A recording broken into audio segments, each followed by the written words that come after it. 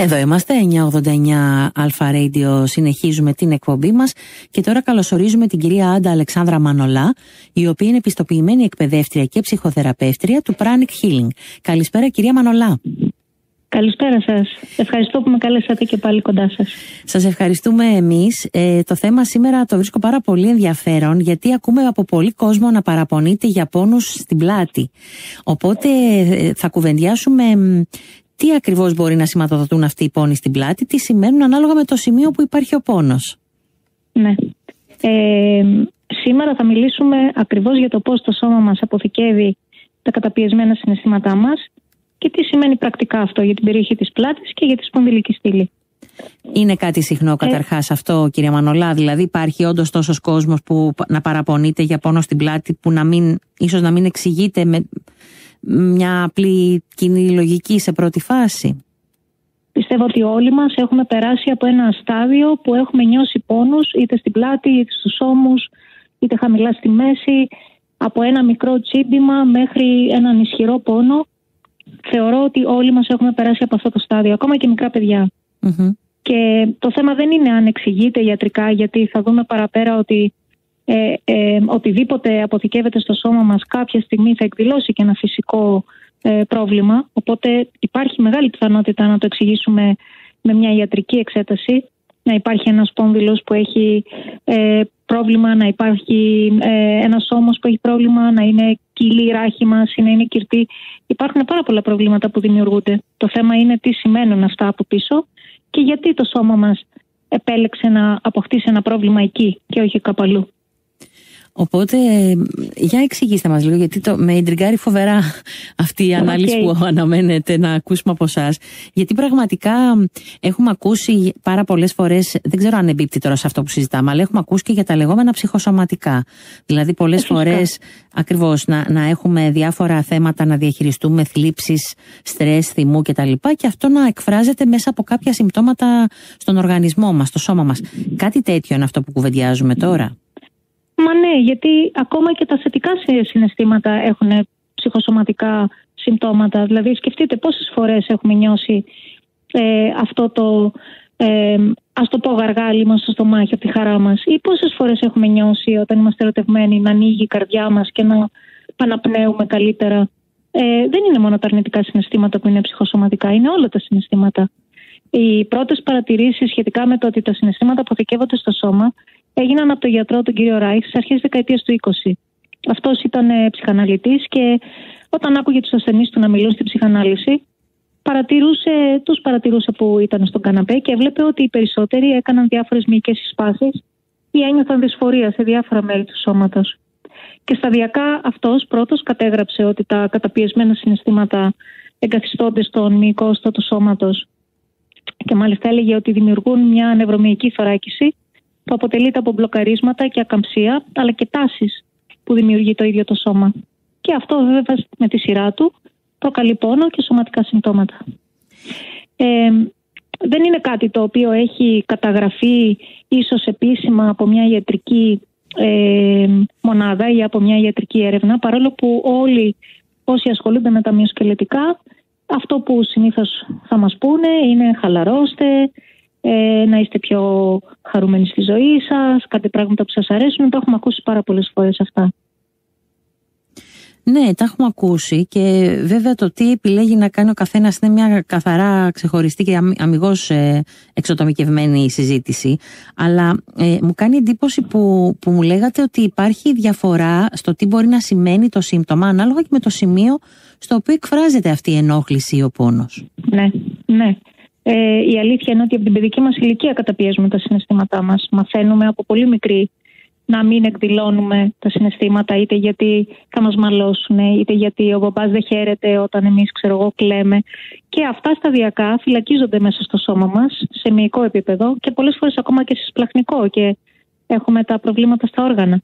Είναι πολλές οι μελέτες τα τελευταία χρόνια που δείχνουν ότι τα καταπιεσμένα συναισθήματα επηρεάζουν το σώμα των ανθρώπων. Ας πούμε, για παράδειγμα, όταν καταστέλουμε τα συναισθήματά μας, ξέρουμε ότι αυτό επιφέρει μειωμένη λειτουργία στο νοσοποιητικό. Και αυτό μας κάνει βέβαια να είμαστε πιο επιρρεπείς στις ασθένειες.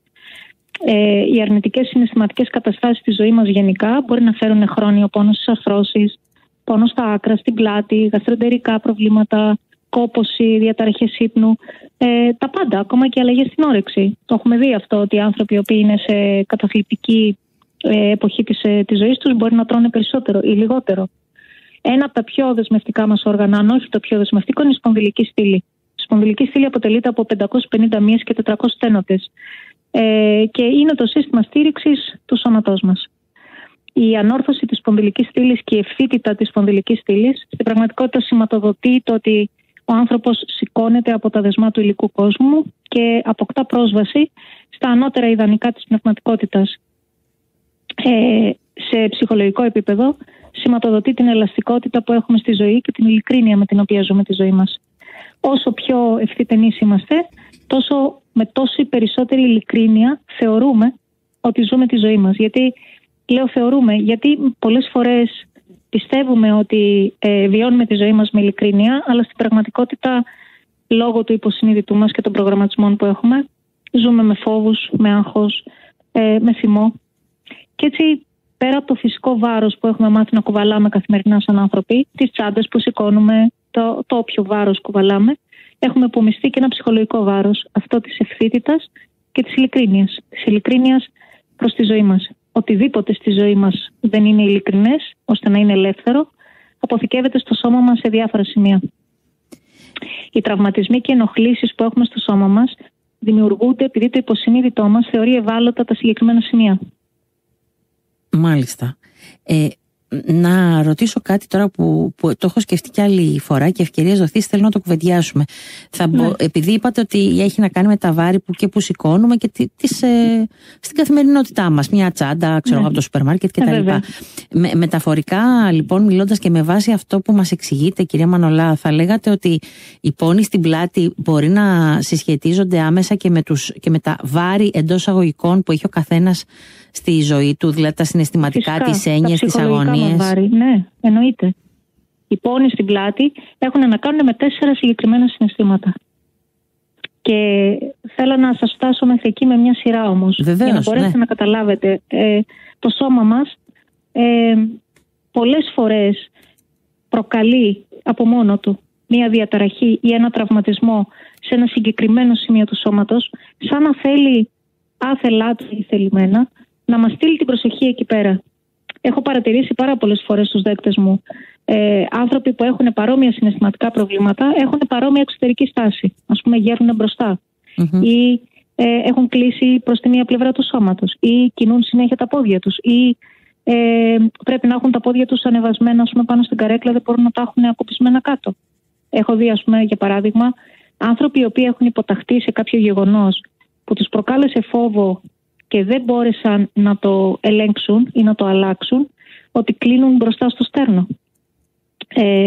Οι ώμοι τους είναι κυρτωμένοι και ταυτόχρονα αυτό επιφέρει και μια αλλαγή στο κόκαλο της κλίδας. Οι κλίδες δηλαδή μπροστά στο σημείο του στέρνου ανεβαίνουν προς τα πάνω, δεν είναι πια ευθείες και είναι σαν να προσπαθούν να χώσουν το κεφάλι τους μέσα και να κρυφτούν από την τροπή της υποταγής.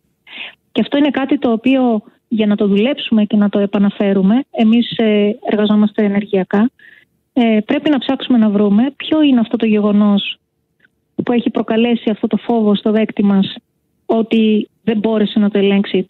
Συνήθως, ειδικά για την κλίδα, έχει να κάνει με τους γονείς μας.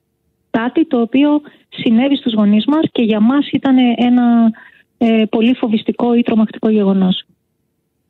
Και έχω δει ότι όταν μια ασθένεια αναγκάζει τον ασθενή να πάρει μια συγκεκριμένη εξωτερική στάση, κάτι αντίστοιχο συμβαίνει και εσωτερικά. Και βοηθάει πάρα πολύ στη μίαση το να καταλάβουμε κατά πόσο ο ασθενής ταυτίζεται συνειδητά με τη στάση αυτή ή ασυνείδητα. Ας πούμε, ένας άνθρωπος που έχει αναλάβει πολλές ευθύνες, όχι μόνο στο επαγγελματικό του κομμάτι, αλλά και στην οικογένειά του και σε φίλους και παντού, μπορεί να εκδηλώσει μακροχρόνια μία πάθηση που θα τον αναγκάσει να μείνει ξαπλωμένος για μικρό ή μεγάλο χρονικό διάστημα. Και αυτό είναι η δικαιολογία του ότι δεν χρειάζεται πια να έχω αυτές τις ευθύνες γιατί είμαι άρρωστος.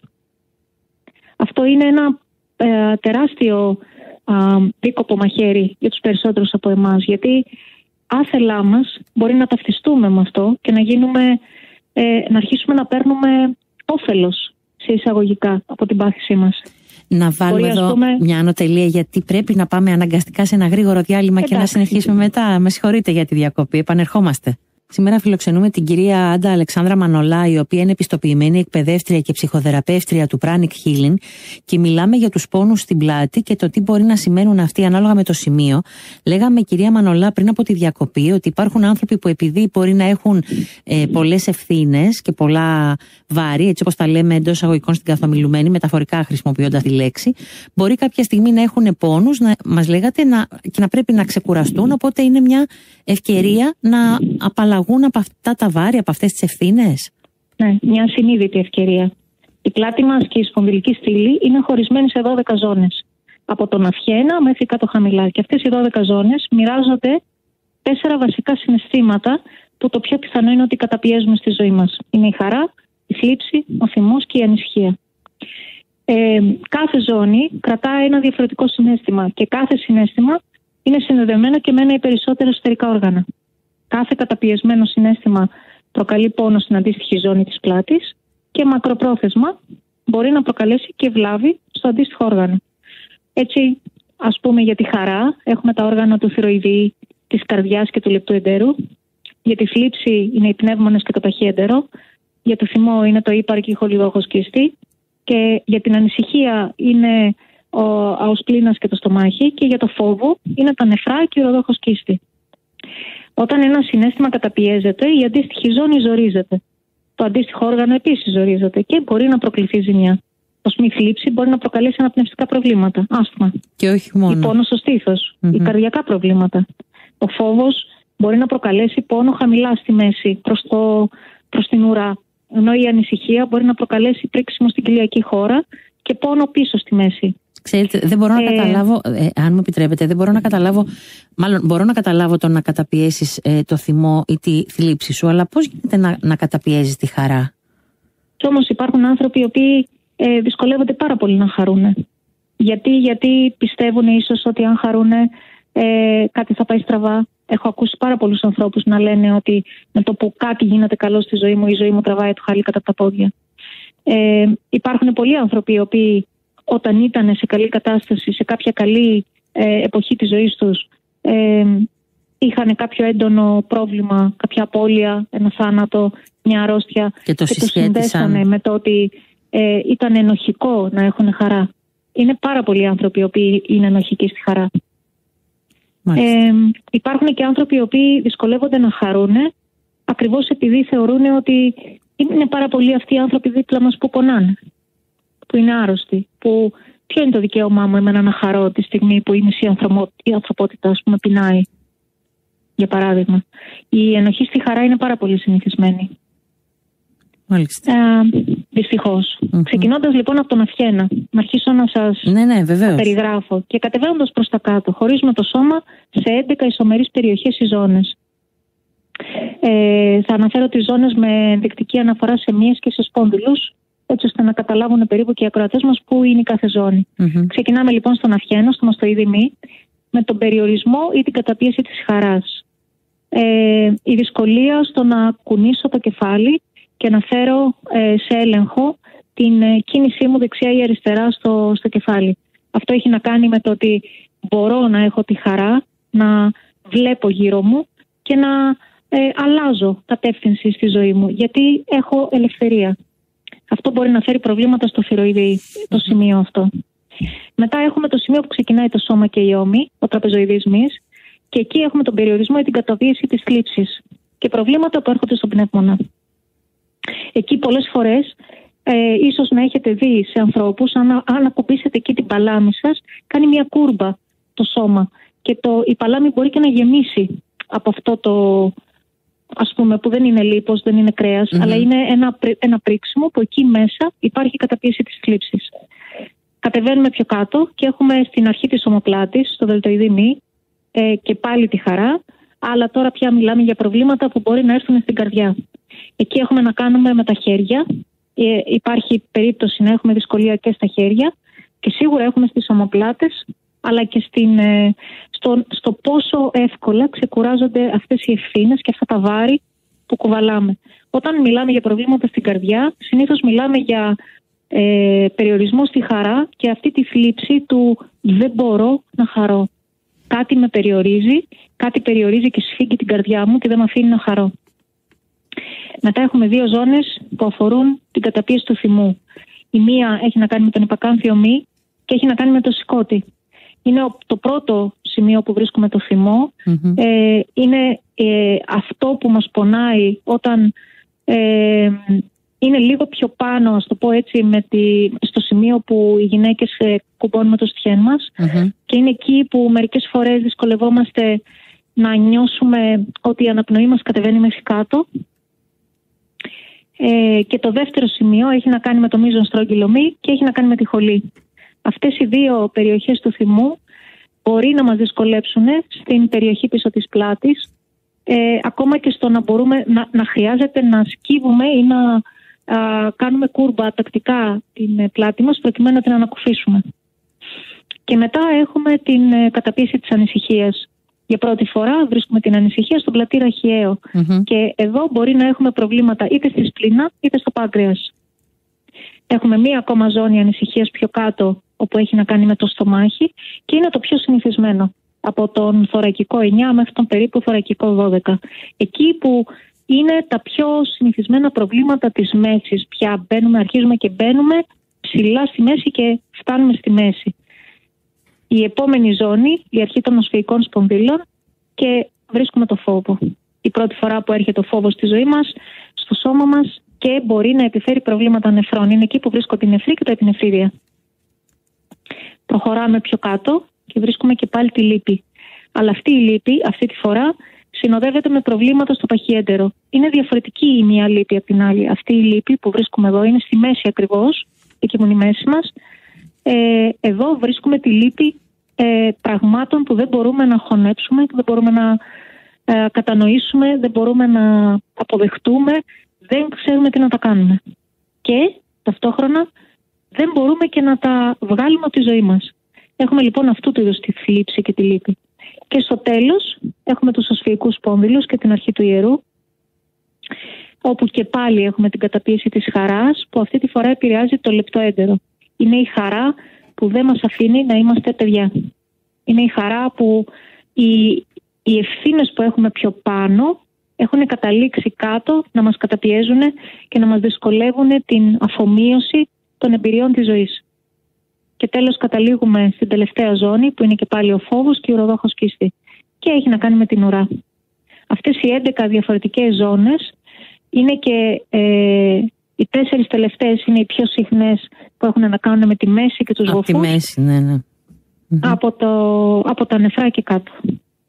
Κάνοντας διάφορες ασκήσεις γύρω από αυτά τα σημεία μπορούμε να βρούμε ανακούφιση. Μια πολύ σημαντική τεχνική που μπορεί να μας βοηθήσει είναι το μασάζ. Αλλά θα χρειαστεί να βρούμε κάποιον που να ξέρει να μας κάνει απελευθερωτικό μασάζ στις περιοχές αυτές. Υπάρχει και μια τεχνική που λέγεται body psychotherapy, η ψυχοθεραπεία σώματος, και έχει να κάνει με το μασάζ. Τι είναι αυτό ακριβώς, γιατί δεν το έχω υπόψη μου, πείτε μας 2 λόγια γι' αυτό. Είναι μια τεχνική ψυχοθεραπείας η οποία έχει να κάνει με το άγγιγμα, έχει να κάνει με συγκεκριμένες τεχνικές μασάζ που απελευθερώνουν τα συναισθήματα από το σώμα. Δεν είναι κάτι πάρα πολύ διαδεδομένο στην Ελλάδα, αλλά υπάρχουν αρκετοί που το εφαρμόζουν και για μένα είναι πάρα πολύ βοηθητικό σε τέτοιου είδους καταστάσεις. Ας πούμε, για παράδειγμα, για να μπορέσουμε να απελευθερώσουμε το φόβο ο οποίος υπάρχει στα νεφρά, μια στάση την οποία χρησιμοποιούμε στο body psychotherapy είναι ότι βάζουμε τον δέκτη να καθίσει στην στάση του εμβρίου, στο πλάι δηλαδή, με τα πόδια διπλωμένα όσο μπορεί και εμείς τον κινούμε απαλά πάνω κάτω σαν να τον κάνουμε κούνια. Και αυτό σταδιακά επιτρέπει να απελευθερωθεί ο φόβος από τα νεφρά και η λύπη από το παχιέντερο. Ξέρετε, κυρία Μανολά, πολλοί τώρα μπορεί να μας ακούσουν και να αναρωτηθούν ενδεχομένως και εύλογα και ότι δηλαδή όταν έχουμε κάποια τέτοια θέματα που επηρεάζεται το ασυνείδητο και σωματοποιεί τα συναισθήματά μας, μπορεί ένα μασάζ, ας πούμε, ή μια συζήτηση με έναν ειδικό να είναι τόσο αποτελεσματική και να απαλλαγούμε? Τι θα απαντούσατε σε αυτό? Είναι. Μπορεί και να μην είναι. Μπορεί και να μην είναι. Υπάρχουν άνθρωποι οι οποίοι χρειάζονται χρόνο, υπάρχουν άνθρωποι που απελευθερώνουν εύκολα. Ανάλογα με το πόσο δύσκολη είναι η ανησυχία που έχουμε μέσα μας. Εγώ θα έλεγα ότι χρειάζεται να δούμε το κάθε τι που μας συμβαίνει ολιστικά. Θα πρέπει να έχουμε οπωσδήποτε μια ιατρική διάγνωση, να ξέρουμε, γιατί μπορεί να υπάρχει κάποια ζημιά στο φυσικό σώμα που να μην επιτρέπει, ας πούμε, το λίκνισμα, για παράδειγμα. Ναι. Χρειάζεται όμως να έχουμε και την επίγνωση ότι σχεδόν οτιδήποτε μας συμβαίνει δημιουργείται από εμάς. Και αυτό είναι πολύ σημαντικό να το κατανοήσουμε. Αν συνεχίσουμε να ανησυχούμε για αυτό το οποίο ανησυχούσαμε, είναι δύσκολο το στομάχι μας να έρθει σε ίαση. Ό,τι και να συμβαίνει. Ακόμα και αν κάνουμε μια ιατρική παρέμβαση ή επέμβαση και το στομάχι μας είναι καλά για σήμερα, αύριο θα ξαναξεκινήσει να νιώθει αυτή την ανησυχία. Άρα χρειάζεται ολιστικά να δούμε τι μας συμβαίνει και πόσο είμαστε έτοιμοι να το αλλάξουμε αυτό το οποίο συμβαίνει. Ο φόβος, ας πούμε, στα νεφρά μπορεί να είναι ένας αρχαίγονος φόβος. Μπορεί να είναι ένας φόβος ζωής ή θανάτου. Mm-hmm. Και αυτό δεν είναι κάτι που μπορούμε να το αντιμετωπίσουμε με ένα μασάζ. Χρειάζεται να δούμε και ίσως ένα ψυχολόγο ή ένα ψυχίατρο ή να μιλήσουμε με ανθρώπους που θα μας διαβεβαιώσουν ότι είναι δίπλα μας και μας αγαπούνε. Δεν είναι τόσο εύκολο να βοηθήσουμε έναν άνθρωπο να αλλάξει τέτοιου είδους προβλήματα. Ακόμα και ένας πολύ απλός πόνος στο δάχτυλο, ας πούμε, δεν είναι ένας απλός πόνος για μας. Σίγουρα κρύβει από πίσω, για τον κάθε έναν από εμάς, κρύβει από πίσω κάτι. Mm-hmm. Ας πούμε, το μεσαίο δάχτυλο που έχουμε, το μεσαίο μας δάχτυλο, στην τελευταία φάλαγγα, έχει να κάνει με την καρδιά, με το περικάρδιο, η τελευταία φάλαγγα. Αν έχουμε μουδιάσματα εκεί ή πόνους στο δάχτυλο, υπάρχει μεγάλη πιθανότητα να υπάρχει θλίψη ή φόβος μέσα στην καρδιά μας και τα μουδιάσματα αυτά να έρχονται και να μας λένε, ξέρεις κάτι, μπορεί μετά από 20, 30, 40, 50 χρόνια να πάθεις έμφραγμα. Δεν είναι τόσο εύκολο να διαβαστούν όλα αυτά τα σημάδια στο σώμα. Και σίγουρα δεν είναι εύκολο να εξηγηθούν ή να δοθεί μια, ας το πω, σε εισαγωγικά διάγνωση από έναν εναλλακτικό θεραπευτή. Πάντως κάναμε εμείς μια πρώτη απόπειρα σε όλο το χρόνο που είχαμε διαθέσιμο. Νομίζω ότι βάλαμε τις βάσεις και σας ευχαριστούμε πάρα πολύ, κυρία Μανολά. Σας ευχαριστώ και εγώ πάρα πολύ που με καλέσατε. Να είσαστε καλά. Να είστε και εσείς καλά. Καλή συνέχεια. Ευχαριστούμε. Και κάπως έτσι σας αποχαιρετούμε και ανανεώνουμε το ραντεβού μας για αύριο εδώ στο 989 λίγο μετά τη 1. Μείνετε συντονισμένοι, ακολουθεί το δελτίο ειδήσεων του σταθμού μας και αμέσως μετά κοντά σας η Μαρία Νικόλτσιου.